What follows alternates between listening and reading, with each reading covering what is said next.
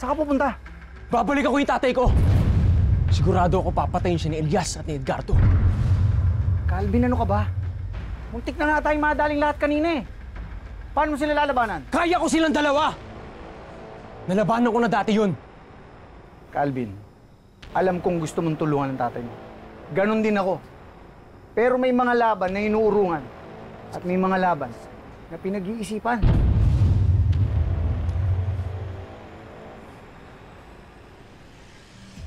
Siya nga pala, dinala ng presidente sa ospital, pati yung asawa niya. Ikaw, dito ka lang. Paano yung tatay ko? Pinapahanap ko na. Hindi ko siya pwedeng pabayaan dahil kapatid ko yun. Huwag ka mag-alala. Mahahanap at mahahanap din natin ang lunggaan ng lintik na Edgardo na yan at Elias. Huwag na huwag silang magkakamaling saktan ng tatay ko. Magkikita kami sa impyerno!